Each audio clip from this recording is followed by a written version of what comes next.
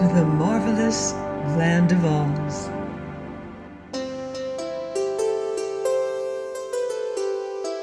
I'm Mardell,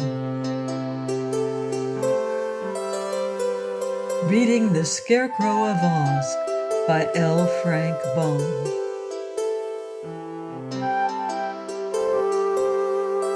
Chapter 21, Dorothy, Betsy, and Ozma.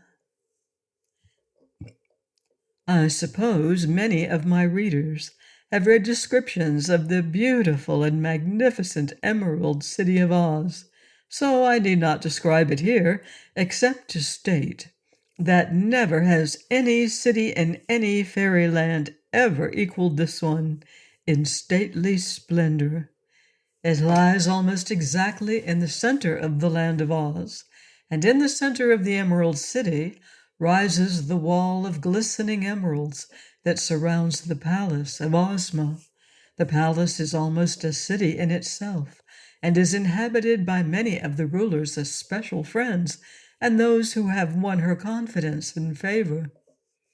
As for Ozma herself, there are no words in any dictionary I can find that are fitted to describe this young girl's beauty of mind and person. Merely to see her is to love her for her charming face and manners. To know her is to love her for her tender sympathy, her generous nature, her truth and honor. Born of a long line of fairy queens, Ozma is as nearly perfect as any fairy may be, and she is noted for her wisdom as well as for her other qualities.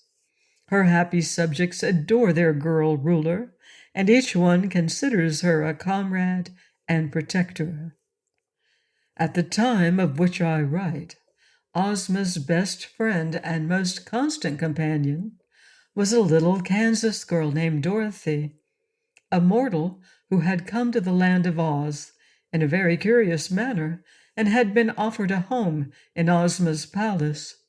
Furthermore, Dorothy had been made a princess of Oz and was as much at home in the royal palace as was the gentle ruler. She knew almost every part of the great country and almost all of its numerous inhabitants. Next to Ozma, she was loved better than anyone in all Oz, for Dorothy was simple and sweet, seldom became angry, and had such a friendly, chummy way that she made friends wherever she wandered. It was she who first brought the Scarecrow and the Tin Woodman and the Cowardly Lion to the Emerald City.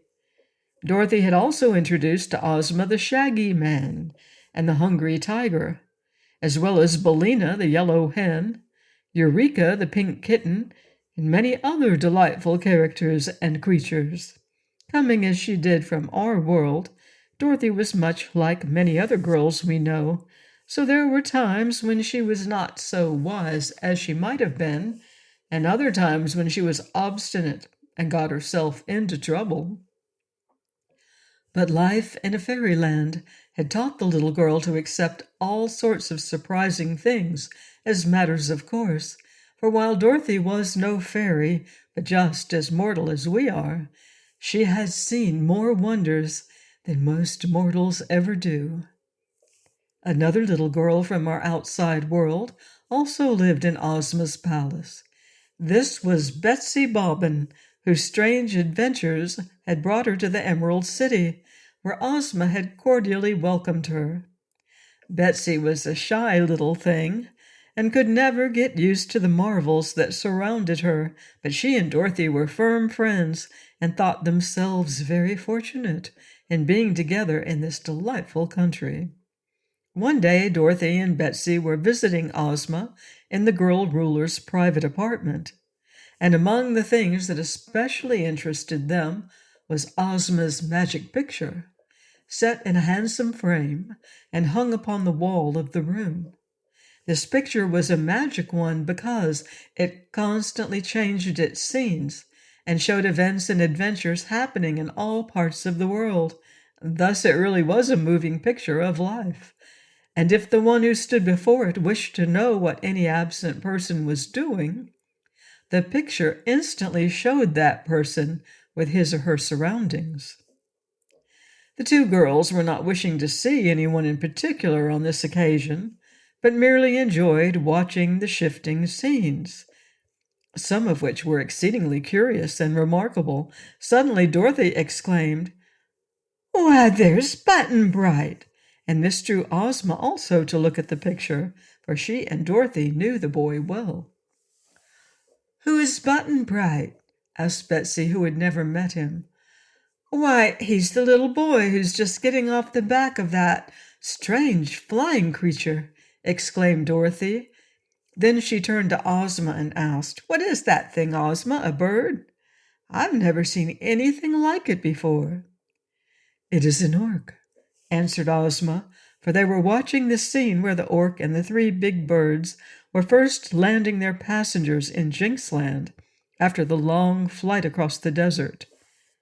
"I wonder," added the girl ruler musingly, "why those strangers dare venture into that unfortunate country, which is ruled by a wicked king." "That girl and the one-legged man seem to be mortals from the outside world," said Dorothy. "The man isn't one-legged," corrected Betsy. "He has one wooden leg." "It's almost as bad," declared Dorothy, watching Cap'n Bill stump around. "They are three mortal adventurers," said Ozma, "and they seem worthy and honest, but I fear they will be treated badly in Jinxland, and if they meet with any misfortune, it will reflect upon me, for Jinxland is a part of my dominions." "Can't we help them in any way?" inquired Dorothy. "That seems like a nice little girl.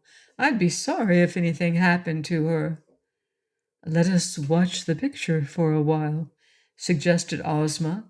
So they all drew chairs before the magic picture and followed the adventures of Trot and Cap'n Bill and Button-Bright.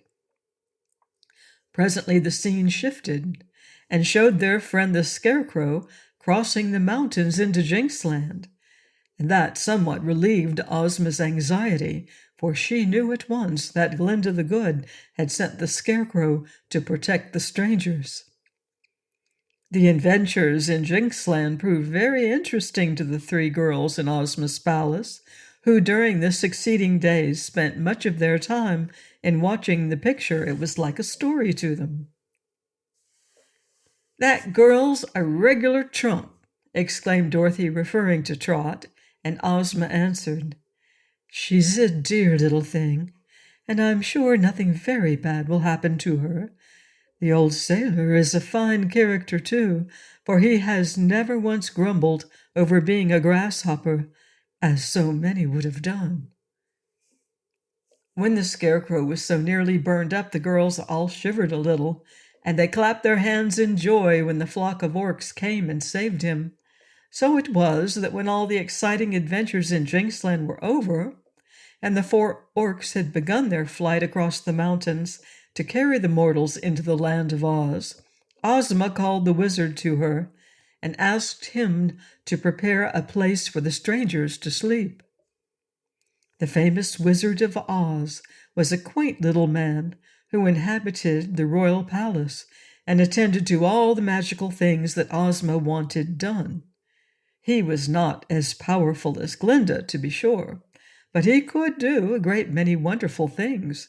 He proved this by placing a house in the uninhabited part of the Quadling country, where the orcs landed Cap'n Bill and Trot and Button-Bright, and fitting it with all the comforts I have described in the last chapter. Next morning, Dorothy said to Ozma, "Oughtn't we go to meet the strangers, so we can show them the way to the Emerald City?